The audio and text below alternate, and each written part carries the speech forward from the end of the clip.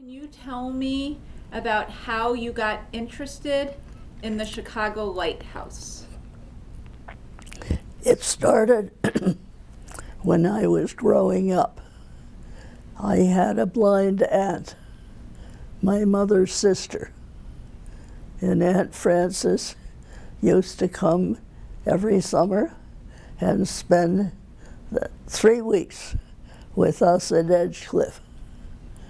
And we never worried about her steps because we had a gate over the top of the second level stairway, which she knew and felt and roamed around upstairs, got to know the location of the bedrooms, and it was one of the highlights of my summer. But that started when I was a teenager, and my first trip out of Montreal, where I was born and brought up, was to visit Aunt Fran in New York, where she was the secretary for the Foundation for the Blind. And she lived with a caregiver, went to work every day, and I loved visiting her because she loved music. And she used to go to the Metropolitan regularly, and Carnegie Hall regularly, and Lincoln Center. She had tickets for all of it and led a very busy life because she worked for 20 years for the Foundation for the Blind in New York, so that I was very familiar with her limitations, but her abilities to earn a living, even though she didn't have to be dependent for a job. She was a secretary, as I said, and Aunt Fran read prolifically. She had books in, what do you call it? In Braille? Braille. She had books in Braille.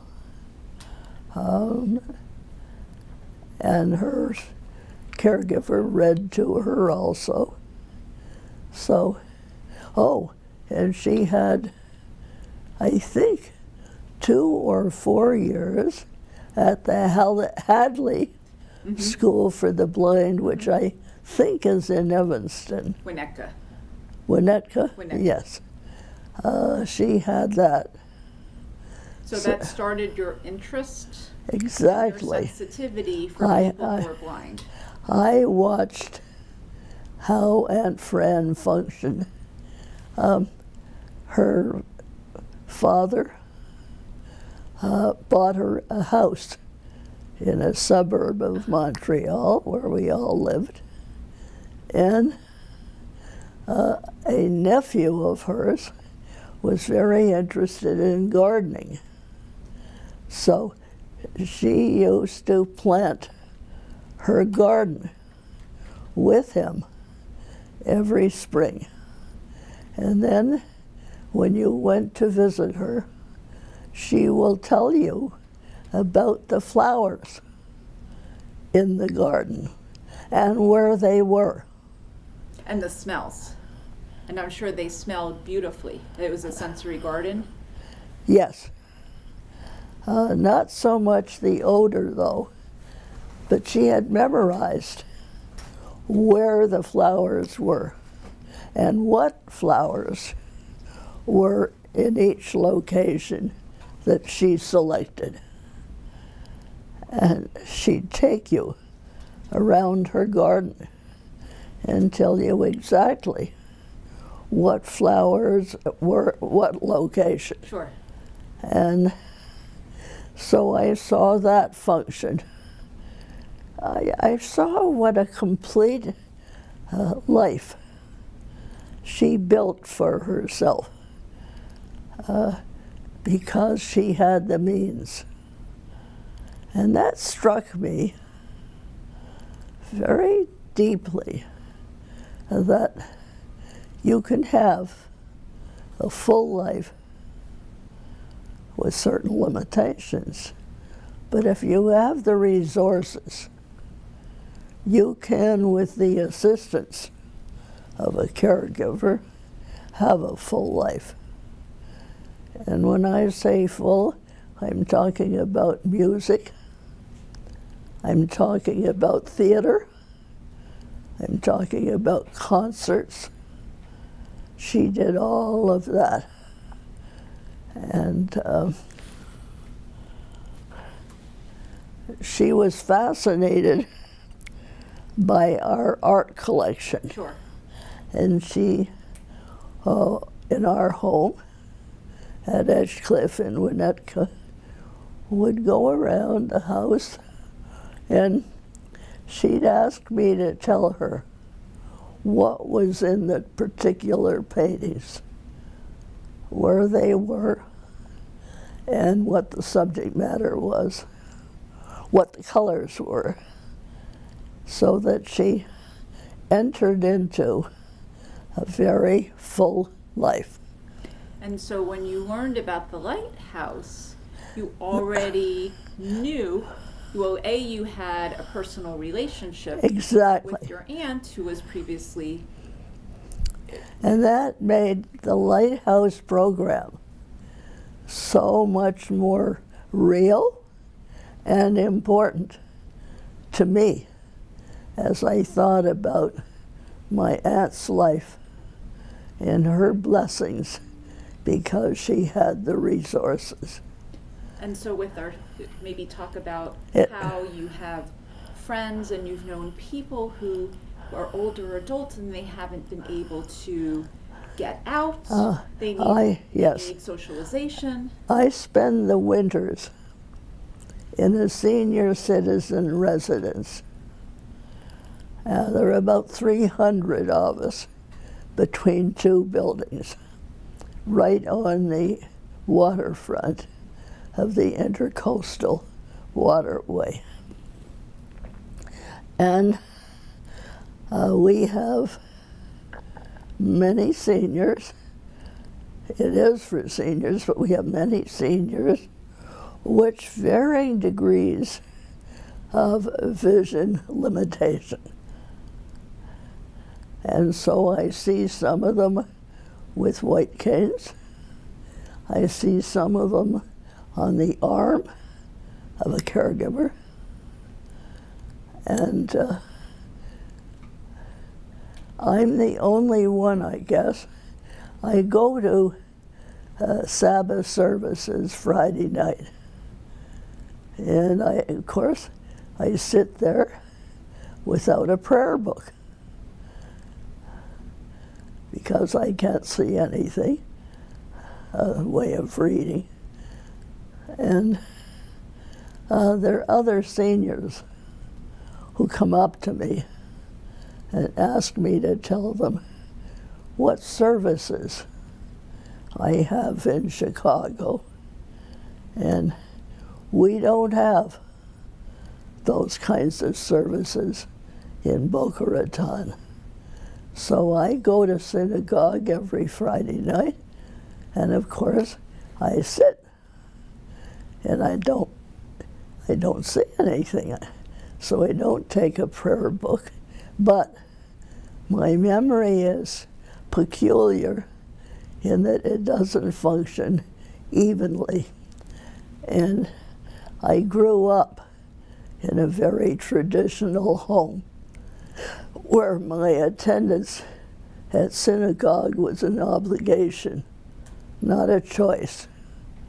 And now, at this stage in my life, I am so grateful that I had this as an obligation, because I now go to services and I say prayers from memory.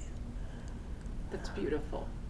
I That's go beautiful. I go with Ruthie, Right. and Ruthie tells me where we're at, because I can't see the prayer book, But as getting I back said. to the Lighthouse But, and the seniors yes. program, Now, why did you decide to help the seniors at the Lighthouse's facility? I decided because I see varying degrees of vision loss in my contemporaries. And since I live the life of a senior, I see a fair amount of that. Some of them have had the injections into the eye that I have had with no change in vision. But you were struck by the Lighthouse's seniors program because you know how important it is, if you could say that. Yes. Because this is what you've always said, for seniors to have A a full- social life. Exactly. So maybe you could talk about that. Yes. I think that in every community, to varying degrees, there are cultural activities and educational activities where seniors can participate. So that goes over to the Lighthouse because we have classes there of all sorts of subjects, including computer ability for seniors. And as seniors in number are growing so rapidly, there's so many medications and physiotherapies to keep senior citizens active, which is what I do. I have physiotherapy 2 to 3 times a week because I don't walk well either, but I need to keep exercising my body. At 95, it's getting a little worn, and it doesn't move at the rate that I would like it to move. So I feel that any center, especially like the Lighthouse, that has activities devoted to seniors is performing a great service. And there is no other such program or force of service and activity that I know of in the city of Chicago. I wish it were elsewhere. I spend the winter in Boca Raton, Florida. It doesn't exist down there, but I created for myself because I have a very excellent companion that I have had for 11 years. And we go to concerts and we go to plays and we take courses to Florida Atlantic University so that we lead a very full existence. But I think a lot of that is provided to seniors at the Lighthouse and for levels of expense that are so modest It's all free. or non-existent that they can afford it. In Florida, there is no reduction of costs because of lack of vision. You pay the same as everyone else, but you see a little less. I go to theater and I can't see the faces of the people in the play, but I can see their legs and their arms move, and then I fill in the rest, but I can't hear very well, so I pick up a little bit of the words. Someone with me kind of gives me the cue of what's going on. But the most important part of it is what the lighthouse does, and that is provide activities for seniors so that their time is not wasted waiting for the end to come, but it's filled with activities which stimulate their fine minds, their lifetime interests, and it makes for a full and happy life under the circumstances. But they couldn't do that outside of the lighthouse because the services are not there. But I think it's marvelous that there is a place where people with varying degrees of vision loss can come to for various activities that are within their scope. And that's the real catchword. It's what is within your scope when you have a limitation. And wherever you are, you take advantage of what is in your scope. And the lighthouse is that beacon of advantage, I think, for anyone with visual impairment. And Mrs. Mayer, can you talk about your dad was such a wonderful influence on you? I'm sorry, Your I dad did. was such a wonderful yes. growing up, Yes. still today. Yes. Can you talk about how your dad influenced you? Yes. When I was a teenager growing up in Montreal, I knew that Aunt Fran lived in New York. I knew that she was the secretary for the Foundation for the Blind for 20 years, that she lived on H Street and could walk with her companion to wherever the foundation offices were, which were apparently just 3 or 4 blocks away. And that she was leading a busy life, being compensated for her working hours, and she had all of her books on a special shelf where she could reach for information, material she wanted to check. She got constant mailings from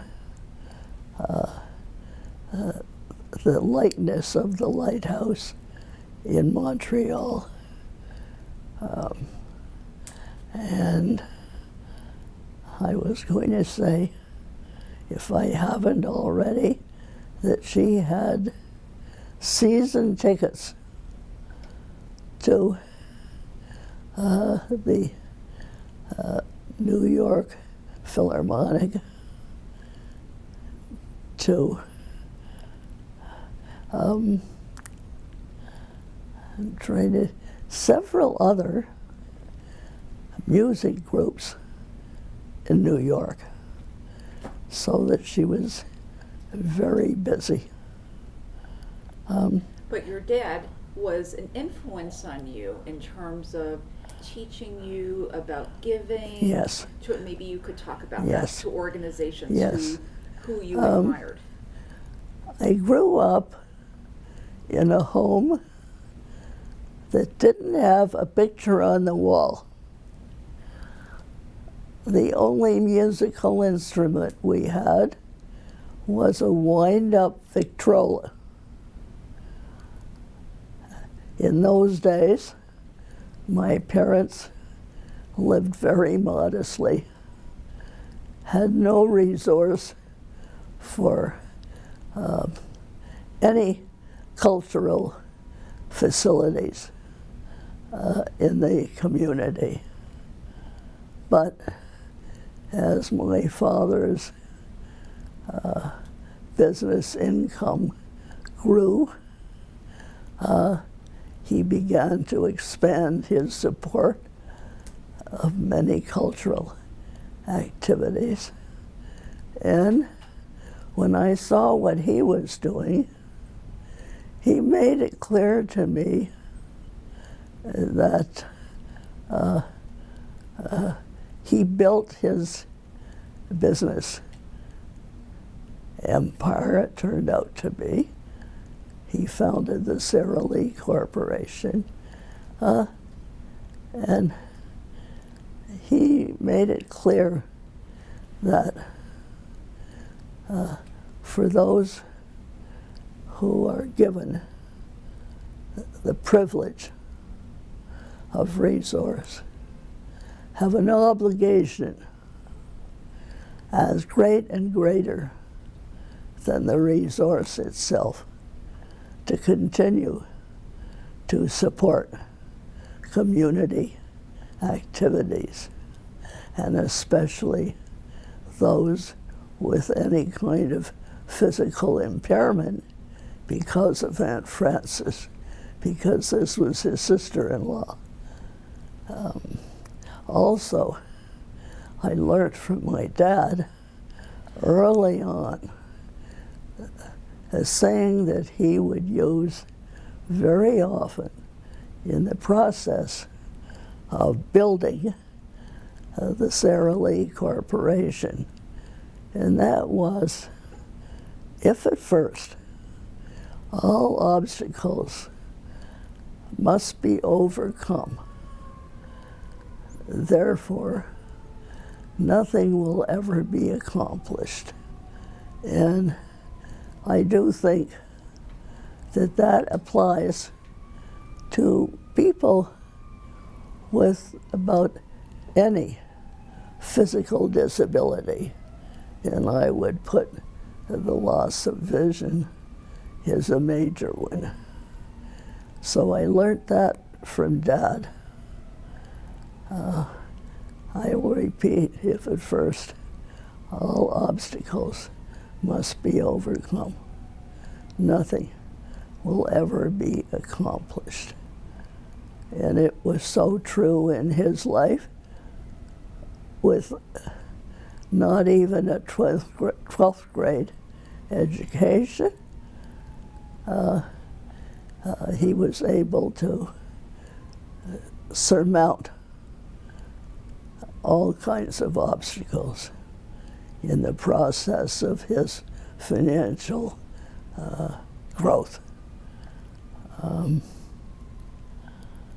But again, going back to the lighthouse, I've been urging Jen to have a big light shining from the top of the lighthouse, so that when people who are visiting Chicago and traveling around, they see this big light. And when they inquire, they learn that this is the lighthouse for all that it does and for all the people it serves. I think this raises the expectation of what Chicago as a city can provide, because hopefully you can see the light throughout the area of the lighthouse into the area of the University of Chicago in the downtown of Chicago. It really says to me anyway. I'm here to stay, and I'm here to show people how to live, people with vision loss. I think it's so important, and I had said to Jen many times that the senior population is, I think, the most frequented by loss of vision than any other. I know there are children's programs too, but the aging process seems to attack in two varying degrees senior citizens. I'm thinking back about 11 years ago when I first employed my companion. I was perfectly comfortable and moving around. I had had a knee operation, so I needed some assistance. But then, that's about 10 years ago, but at that point, I noticed I was having trouble reading the paper. And gradually, it became less and less vision. And I went to Northwestern, to the eye department for examination. And they tried with the injections into my eye, but nothing changed. So after, I think, about 3 injections, I stopped that. But you try everything,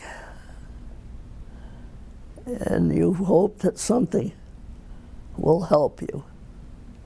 Well, Jen and her staff, her medical staff, have been so gracious and generous in bringing different pieces of equipment to my apartment to see if I could adapt to them and use them.